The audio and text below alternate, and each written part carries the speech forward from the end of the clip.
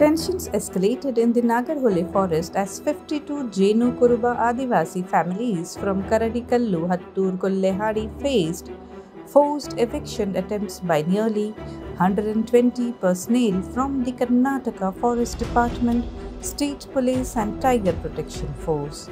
The community had begun rebuilding their traditional village and sacred spaces on 5th May, asserting rights under the Forest Rights Act FRA 2006. Authorities intervened, claiming the community's claims under FRA were not yet recognized. However, the community pointed out that they had submitted their individual forest rights, community forest rights, and community forest resource rights since 2021. They say joint verifications were conducted, yet recognition has been denied without explanation. Leaders like J.A. Shivu, President of Karadikallu Forest Rights Committee, and Elder J.K. Putti denounced the forced actions, emphasizing the FRA affirms their pre-existing rights. "We are not encroachers. This is our ancestral land," they stated, calling for any official dialogue to take place through the Gram Sabha. CNAPA, a national coalition of indigenous forest communities, condemned the state's action. Its member Pranab Dule alleged systematic denial of rights across India under the guise of tiger conservation. Other leaders highlighted long-standing restrictions on forest-based livelihoods, including barriers to honey and forest produce collection.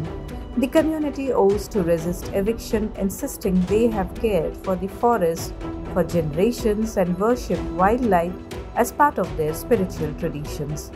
CNAPA demanded immediate withdrawal of all forces and recognition of the Jenu Kuruba's right under FRA. Sir ನಾವು ಇರೋದ್ರಿಂದ ತೊಂದರೆ ಆಗ್ತಾಯಿಲ್ಲ. ಅಲ್ಲಿ ತೊಂದರೆ ಆಗುತ್ತೆ, ಯಾರೋ ತೊಂದರೆ ಮಾಡ್ತಾಯಿದ್ದಾರೆ, ನಮ್ಮ ಮೇಲೆ ಅಪವಾದ ಬರ್ತಾಯಿದೆ ಅಷ್ಟೇ. ನಾವು ಸಾಂಪ್ರದಾಯಿಕವಾಗಿ ಪ್ರಾಣಿಗಳನ್ನ ಮತ್ತು ಸಸ್ಯರಾಶಿಗಳನ್ನ ಜಲಮೂಲಗಳನ್ನ ಇವತ್ತು ನಾವು ಆರಾಧನೆ ಮಾಡೋರು. ಇವತ್ತು ಕೂಡ ನೀವು ಬಂದು ನೋಡ್ತಾ ಇದ್ದರೆ ಒಂದು ಸರಿ ವಿಸಿಟ್ ಕೊಡಿ. ಇವತ್ತು ನಾವು ಆರಾಧನೆ ಮಾಡೋ ಸ್ಥಳದಲ್ಲಿ ಹುಲಿಗಳಿದೆ, ಚಿರತೆಯ ವಿಗ್ರಹಗಳಿದೆ, ಆನೆಯ ವಿಗ್ರಹಗಳಿದೆ, ನಾಯಿಯ ವಿಗ್ರಹಗಳಿದೆ, ಕರಡಿಯ ವಿಗ್ರಹಗಳಿದೆ. ಅದು ನಮ್ಮ ಆರಾಧನೆಯ ಒಂದು ದೈವ ಥರದ ಚಿಂತೆ ಮಾಡ್ತೀವಿ, ಆರಾಧನೆ ಮಾಡ್ತಾಯಿದ್ದೀವಿ. ಇವತ್ತು ಕಾಡನ್ನ ಕೂಡ ನಾವು ದೊಡ್ಡ ಮರದ ಬುಡದಲ್ಲಿ ನಾವು ಪೂಜೆ ಮಾಡ್ತೀವಿ, ಮರದ ನಂಬಿ ಪೂಜೆ ಮಾಡ್ತೀವಿ. ಇವತ್ತು ನಮ್ಮ ಸಾಂಪ್ರದಾಯಿಕವಾಗಿ ಇರುವಂಥದ್ದು ಸಂಪೂರ್ಣ ಅದನ್ನು ಅರಣ್ಯ ಅವರಿಂದ ನಾಶ ಆಗ್ತಿದೆ. ಅದು ಯಾವಾಗ ಗ್ಯಾರಂಟಿ? ಅವ್ರು ಹೇಳೋದು ಹೇಗೆ? ಅದು ಹೇಗೆ ನಾವು ಪ್ರಶ್ನೆ ಮಾಡ್ತಾಯಿದ್ದೀವಿ. ಹಾಗೆ ಇವರು ನನ್ನಲ್ಲಿ ಇನ್ನೊಂದು ಏನಂದರೆ ಅವರಲ್ಲಿ ಸರ್ವನಾಶ ಆಗ್ತಾಯಿದೆ, ಹಾಗೆ ಹೋಗ್ತಾ ಇದೆ. ಅದರ ನೇರ ನಾನು ಪ್ರತಿಭಟಿಸ್ತಾ ಇದ್ದೇನೆ. ಅಲ್ಲಿ ಉದಾಹರಣೆಗೆ ಒಂದು ನಾಗರಹೊಳೆ ಅರಣ್ಯ ಪ್ರದೇಶ ಒಳಭಾಗದಲ್ಲಿ ರೌಂಡ್ ಟ್ರೆನ್ಸ್ ಅಂತ ತೆಗೆದಿದ್ದಾರೆ.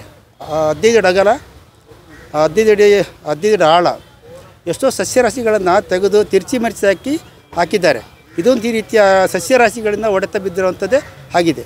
ಹಾಗೆ ಸೋದರ ಅಳವಡಿಸಿ ಪ್ರಾಣಿಗಳಿಗೆ ದಿನನಿತ್ಯ ಹಿಂಸೆ ಆಗ್ತಾ ಉಂಟು, ದಾಟೋದು ಹೋಗೋದು ಬರೋದಕ್ಕೆಲ್ಲ. ಹಾಗೆ ರೈಲ್ವೆ ಕಂಬ ಅಳವಡಿಸಿ ಆನೆಗಳು ಸತ್ತಿದೆ. ಮತ್ತು ಭಾಳ ಹಿಂಸಾಸಾರಕವಾಗಿ ದಾಟೋದು ಹೋಗೋದು ಬರೋದು, ಮೇಲೆ ಹತ್ತಿ ದಾಟುವಂಥದ್ದು ನಡೀತಾ ಉಂಟು, ಹಾಗಾಗ್ತಾ ಉಂಟು. ಅದ್ರ ಜೊತೆಯಲ್ಲೇ ಇನ್ನೊಂದು ಏನಾಗ್ತಾ ಉಂಟು ಅಂದರೆ, ಇನ್ನೊಂದು ಸಫರಿಗಾಗಿ ಒಂದು 200 ಅಡಿ ಅಗಲದಲ್ಲಿ ಕಾಡುಗಳನ್ನು ಕಡಿದು ಸರ್ವನಾಶ ಮಾಡಿ ಇವತ್ತು ಸಫರಿಗೋಸ್ಕರ ಬಿಡ್ತಾಯಿದ್ದಾರೆ. ಅದು ಕೂಡ ಅದು ಸಂರಕ್ಷಣೆನ ಹೇಳ್ಬೇಕಾಗ್ತಿದೆ. ಮತ್ತು ಇನ್ನೊಂದು ಹುಲ್ಲುಗಾವಲು ಅಂತ ಅವ್ರು ಮಾಡ್ತಾಯಿದ್ದಾರೆ. ಹುಲ್ಲುಗಾವಲು ಅಲ್ಲಿ ಮಾಮೂಲಿ ಇದ್ದಿದ್ದೆ ಅಡ್ಲುಗಳಲ್ಲಿ ಅದನ್ನೇ ಮಿಸ್ರಿಗಳಲ್ಲಿ ಹೊಡಿಸಿ ಆಮೇಲೆ ಅದನ್ನು ಅಲ್ಲಿಯೇ ಬೋರ್ಡ್ ಹಾಕ್ತಾರೆ. ಇಷ್ಟು ಲಕ್ಷಕ್ಕೆ ನಾವು ಹುಲ್ಲುಗಾವಲುಗಳು ಬೆಳೆಸಿದ್ದೀವಿ ಅಂತ ಹೇಳ್ತಾರೆ. ಅದು ಸುಳ್ಳು. ಅದು ಅಲ್ಲಿದ್ದ ಹುಲ್ಲಿಗೆ ಇವರು ಬೋರ್ಡ್ ಹಾಕಿ ಇವರು ಸಂಪಾದನೆ ಮಾಡುವಂಥ ಕೆಲಸ ಮಾಡ್ತಿದ್ದಾರೆ. ಆದರೆ ಇವತ್ತು ಅರಣ್ಯವನ್ನು ವ್ಯಾಪಾರ ಮಳಿಗೆಗಾಗಿ ಇವರು ಒಂದು ಮಾಡ್ತಾಯಿದ್ದಾರೆ. ಇವರು ರಕ್ಷಣೆಗೋಸ್ಕರ ಯಾವುದು ಮಾಡ್ತಾಯಿಲ್ಲ ಅನ್ನೋದು ನೇರ ಹೇಳ್ತಾ ಇದ್ದಾರೆ. ನಮ್ಮ ಈ ಒಂದು ಆದಿವಾಸಿಗಳ ವಿಚಾರದಲ್ಲಿ ಭಾರತದ ಕೇಂದ್ರ ಸರ್ಕಾರ ಏನಿದೆ, ಏನು ಪ್ರಧಾನಮಂತ್ರಿ ನರೇಂದ್ರ ಮೋದಿ ಸರ್ಕಾರ ಏನಿದೆ, ಈ ಒಂದು ಸರ್ಕಾರ ದಿನದಿಂದ ದಿನಕ್ಕೆ ಈ ಸರ್ಕಾರ ಬಂದ ನಂತರದಲ್ಲಿ ಒಂದು ಅರಣ್ಯದ ಸಂರಕ್ಷಣೆ ಹೆಸರಿನಲ್ಲಿ, ಹುಲಿಗಳ ಯೋಜನೆ ಹೆಸರಿನಲ್ಲಿ ದಿನನಿತ್ಯದ ಒಂದು ಹಿಂಸಾಚಾರಗಳನ್ನು ಮತ್ತು ಕಾನೂನು ಕಾಯ್ದೆಗಳನ್ನು ಜಾರಿ ಮಾಡ್ತಾನೆ ಬಂದಿದ್ದಾರೆ. ಈ ಹಕ್ಕುಗಳ ವಿಚಾರದಲ್ಲಿ ಕ್ರಿಟಿಕಲ್ ಟೈಗರ್ ಹ್ಯಾಬಿಟ್ಯಾಟ್ ಅಂತ ಹೇಳ್ಬೋದು, NTC ಏನಿದೆ, ನ್ಯಾಷನಲ್ ಟೈಗರ್ ಕನ್ಸರ್ವೇಷನ್ ಅಥಾರಿಟಿ ಏನಿದೆ, ಆ ಪ್ರಾಧಿಕಾರದ ಸದಸ್ಯರುಗಳು ಮತ್ತು ಈ ಸರ್ಕಾರ ಆದಿವಾಸಿಗಳನ್ನು ಕಡೆಗಣಿಸಿಯೇ ನೋಡ್ತಾ ಇರುವಂಥದ್ದು. ಈ ಮೇಲ್ವಿಚಾರಕ್ಕೆ ಮಾತ್ರ ಆದಿವಾಸಿಗಳ ಒಂದು ವಿಚಾರದಲ್ಲಿ ಅವರ ಹಕ್ಕುಗಳೇನಿದೆ ಅದನ್ನು ನಾವು ಮನ್ನಣೆ ಮಾಡ್ತೀವಿ ಅನ್ನೋದು ಕೇವಲ ಒಂದು ಪತ್ರಿಕಾ ವರದಿಗೆ ಮಾತ್ರ ಸೀಮಿತ ಆಗಿದೆ ಹೊರತಾಗಿ ಇವತ್ತಿಗೂ ಸಹಿತ ಹುಲಿ ಯೋಜನೆ ಹೆಸರಿನಲ್ಲಿ ಅಲ್ಲಿ NTCA ಒಂದು ಗೈಡ್ಲೈನ್ಸ್ ಏನಿದೆ, ಆ NTCA ಗೈಡ್ಲೈನ್ಸ್ ಮುಖಾಂತರ ನಮ್ಮ ಹಕ್ಕುಗಳನ್ನು ಮೊಟಕುಗೊಳಿಸುವಂಥ ಪ್ರಕ್ರಿಯೆಯನ್ನು ಕೇಂದ್ರ ಸರ್ಕಾರ ಮಾಡ್ತಾ ಇದೆ.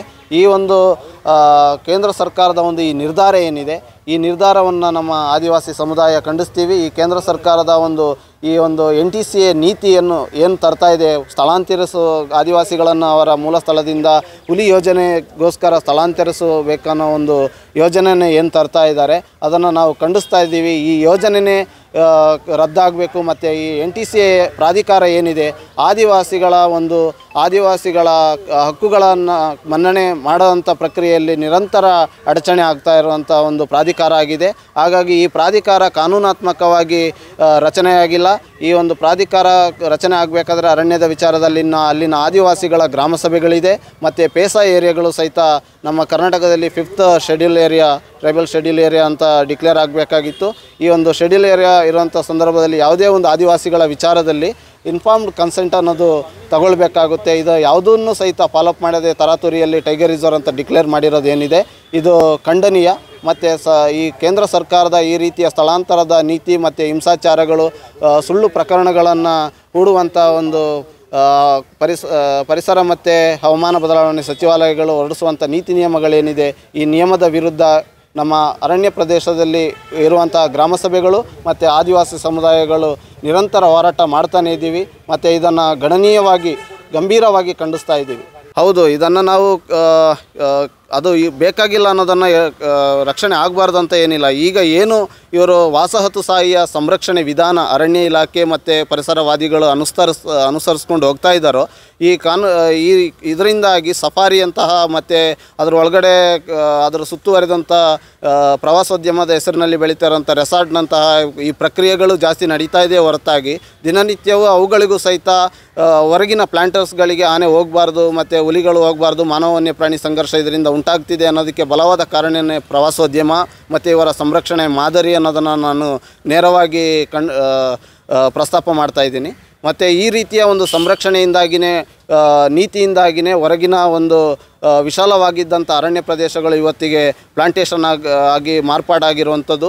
ಇಂಥ ನಿವೃತ್ತ ಅಧಿಕಾರಿಗಳು ಮತ್ತು ಪರಿಸರದ ಹೆಸರಿನಲ್ಲಿರುವಂಥ ಒಂದು ಪರಿಸರವಾದಿಗಳ ಗುಂಪು ಏನಿದೆ, ಸಂಸ್ಥೆಗಳೇನಿದೆ, ಅದರ ಮುಖ್ಯಸ್ಥರುಗಳೇ ಇವತ್ತು ದೊಡ್ಡ ದೊಡ್ಡ ರೆಸಾರ್ಟ್ಗಳು ಮತ್ತು ಪ್ರವಾಸೋದ್ಯಮಕ್ಕೆ ಪ್ರಚೋದನೆ ಕೊಡ್ತಾ ಇರುವಂಥದ್ದು. ಇವರು ಯಾವುದೇ ರೀತಿಯಾದಂಥ ನಮ್ಮ ಹಕ್ಕುಗಳನ್ನು ತಡಿಲಿಕ್ಕೆ ಮತ್ತು ಪ್ರಶ್ನಿಸಲಿಕ್ಕೆ ಅವ್ರಿಗೆ ಯಾವುದೇ ರೀತಿಯಾದಂಥ ನೈತಿಕ ಹಕ್ಕಿಲ್ಲ. ಯಾಕಂತ ಹೇಳಿದ್ರೆ ನಮ್ಮ ಈ ದೇಶದ ಮೂಲ ನಿವಾಸಿಗಳು, ನಾವು ಆದಿವಾಸಿಗಳು, ಈ ದೇಶದ ನಾವು ಮೊದಲಿಗರು. ಹಾಗಾಗಿ ನಮ್ಮ ಹಕ್ಕುಗಳನ್ನು ಮನ್ನಣೆ ಮಾಡುವಂಥದ್ದು ಸರ್ಕಾರದ ಬಹಳ ದೊಡ್ಡ ಜವಾಬ್ದಾರಿ ಅನ್ನೋದನ್ನು ನಾನು ನೇರವಾಗಿ ಹೇಳ್ತಾ ಇದ್ದೇನೆ. ಯಾವುದಕ್ಕೂ ಸಹಿತ ಕಿವಿ ಕೊಡೋದೆ ಸರ್ಕಾರ, ಮಾನ್ಯ ಸಿದ್ದರಾಮಯ್ಯ ಅವರ ಸರ್ಕಾರ ಕರ್ನಾಟಕ ರಾಜ್ಯದಲ್ಲಿದೆ. ಅವರು ಹೌದು ಎಲ್ಲ ಕಷ್ಟಗಳನ್ನು ಹೇಳ್ಕೊಂಡಿದ್ದೀವಿ. ನಮ್ಮಲ್ಲಿ ಮೂಲಭೂತ ಸೌಕರ್ಯಗಳು ಕೊಡ್ತಾ ಇಲ್ಲ, ಹಕ್ಕುಗಳು ಕೊಡೋದ್ರಲ್ಲಿ ತಾರತಮ್ಯ ಮಾಡ್ತಾ ಇದ್ದಾರೆ. ಮತ್ತು ದಿನನಿತ್ಯ ಬೆದರಿಕೆ ನೀಡ್ತಾ ಇದ್ದಾರೆ, ಉತ್ಪನ್ನ ಸಂಗ್ರಹಣೆ ಮಾಡಲಿಕ್ಕೆ ಬಿಡ್ತಾಯಿಲ್ಲ, ಒಂದು ಸೌದೆ ಸೊಪ್ಪಿಗೆ ಮತ್ತು ಒಂದು ಗುಡಿಸಲು ಕಟ್ಕೊಳ್ಳಿಕ್ಕೆ ಎಲ್ಲದಕ್ಕೂ ಅಡ್ಡಿಪಡಿಸ್ತಾ ಇದ್ದಾರೆ. ಮತ್ತು ಸುಳ್ಳು ಪ್ರಕರಣಗಳನ್ನು ಮುಖಂಡರುಗಳ ಮೇಲೆ ಮತ್ತು ಸಂಘಟನೆಯಲ್ಲಿ ಹೋರಾಟಗಾರರ ಮೇಲೆ ದಾಖಲಿಸ್ತಾ ಇದ್ದಾರೆ. ಭೂಮಿ ಹಂಚಿಕೆ ವಿಚಾರದಲ್ಲಿ ಅಧಿಕಾರಿಗಳು ಹೇಳಿದ ಹಕ್ಕುಗಳ ಒಂದು ನಿರ್ಧರಣೆಯಲ್ಲಿ ಗ್ರಾಮ ಸಭೆಗಳು ತೆಗೆದುಕೊಂಡಂಥ ಒಂದು ನಿರ್ಧಾರ ಏನಿದೆ, ಆ ನಿರ್ಧಾರದ ವಿರುದ್ಧವಾಗಿ ಅರಣ್ಯ ಇಲಾಖೆ ನಡ್ಕೊಳ್ತಾ ಇದೆ ಅನ್ನೋದನ್ನು ಎಲ್ಲದೂ ಸಹಿತ ಅವರ ಗಮನಕ್ಕೆ ತಂದಿದ್ದೇವೆ. ಅವರು ಇದನ್ನು ಸರಿಪಡಿಸುವುದಾಗಿ ಭರವಸೆಯನ್ನು ನೀಡಿದರು. ಮತ್ತು 2 ತಿಂಗಳ ಅವಧಿ ನಾವು ಬೆಂಗಳೂರಿನಲ್ಲಿ ಅವರ ಗೃಹ ಕಚೇರಿ ಕೃಷ್ಣದಲ್ಲಿ ಒಂದು ಸಭೆಯನ್ನು ಆಯೋಜಿಸಿ ಎಲ್ಲ ಇಲಾಖೆಯ ಅಧಿಕಾರಿಗಳು, ಇದಕ್ಕೆ ಸಂಬಂಧಪಟ್ಟಂಥ ಅಧಿಕಾರಿಗಳು ಮತ್ತು ಅಲ್ಲಲ್ಲಿ ಕೊಡಗು ಜಿಲ್ಲೆ, ಮೈಸೂರು ಜಿಲ್ಲೆ ಆದಿವಾಸಿಗಳು ಎಲ್ಲೆಲ್ಲಿ ವಾಸ ಇದ್ದಾರೋ ಆ ಜಿಲ್ಲಾ ಜಿಲ್ಲಾಧಿಕಾರಿಗಳ ಒಂದು ಸಮ್ಮುಖದಲ್ಲಿ ಮುಖಂಡರುಗಳ ಸಮ್ಮುಖದಲ್ಲಿ ಸಭೆಯನ್ನು ಆಯೋಜಿಸಿದರು. ಅದರಲ್ಲಿ ಸ್ಟ್ರಿಕ್ಟ್ ಆಗಿ ಅವರು ಈ ಅರಣ್ಯ ಹಕ್ಕು ಕಾಯ್ದೆನ 2 ತಿಂಗಳಲ್ಲಿ ಫಾಲೋಅಪ್ ಮಾಡಬೇಕು, ನೀವು ಯಾವುದೇ ಕಾರಣಕ್ಕೂ ಪೆಂಡಿಂಗ್ ಇರುವಂಥ ಅರ್ಜಿಗಳನ್ನು ಇಟ್ಕೊಳ್ಬಾರ್ದು, ಅವರ ಹಕ್ಕುಗಳನ್ನ ಮನ್ನಣೆ ಮಾಡಬೇಕು ಅನ್ನೋದನ್ನು, ಆ ಪ್ರೊಸೆಸ್ ಏನಿದೆ ಶೀಘ್ರಗೊಳಿಸಬೇಕು ಅನ್ನೋದನ್ನು ಸಹಿತ ಡೈರೆಕ್ಷನ್ ಕೊಟ್ಟಿದ್ದರು. ಮತ್ತು ಹಾಗೆ ಅವರಿಗೆ ಮೂಲಭೂತ ಸೌಕರ್ಯಗಳಾದಂಥ ಮನೆಗಳು ಮತ್ತು ರಸ್ತೆ, ಕುಡಿಯ ನೀರಿನ ವ್ಯವಸ್ಥೆ ಮತ್ತು ಎಲೆಕ್ಟ್ರಿಸಿಟಿ ಏನಿದೆ ಅದೆಲ್ಲವೂ ಸಹಿತ ನೀಡಬೇಕು. ಅದಕ್ಕೆ ಯಾವುದೇ ಕಾರಣಕ್ಕೂ ಅರಣ್ಯ ಇಲಾಖೆಯವರು ಅಡ್ಡಿಪಡಿಸಬಾರ್ದು ಅನ್ನೋ ಒಂದು ಸ್ಟ್ರಿಕ್ಟ್ ಒಂದು ಡೈರೆಕ್ಷನ್ನ ಕೊಟ್ಟಿದ್ದರು. ಆದರೆ ಇಂಥ ಅಧಿಕಾರಿಗಳು ಸರ್ಕಾರವನ್ನು ಸಹಿತ ಈ ರೀತಿ ಹೇಳಿಕೆ ನೀಡೋದರಲ್ಲಿ ನಮ್ಮ ಹಕ್ಕುಗಳನ್ನು ನಿರಂತರವಾಗಿ ತಡೆಯುವ ನಿಟ್ಟಿನಲ್ಲಿ ಸರ್ಕಾರ ಒಂದು ಗಮನಿಸಿ ನಮ್ಮ ಕೆಲಸನ ಮಾಡ್ತಿರೋ ಸಂದರ್ಭದಲ್ಲಿ ಅವ್ರನ್ನ ದಾರಿ ತಪ್ಪಿಸುವಂಥ ಒಂದು ಕೆಲಸ ನಡೀತಾ ಇದೆ. ಇದನ್ನು ಸರ್ಕಾರಗಳು ಸಹಿತ ಸಮುದಾಯದ ಪರವಾಗಿ ನಿಲ್ಲಬೇಕು. ಯಾರೇ ಪಟ್ಟಬದ್ಧ ಹಿತಾಸಕ್ತಿಗಳು ಏನಿದ್ದಾರೆ ಅವರ ಈ ಒಂದು ಮಾತುಗಳಿಗೆ ಆಗಿರ್ಬೋದು, ಅವರ ಈ ಬೇಡಿಕೆಗಳಿಗೆ ಕಿವಿಗೊಡಬಾರ್ದು ಅನ್ನೋದನ್ನು ನಾನು ನೇರವಾಗಿ ಹೇಳ್ತೀನಿ ಸರ್.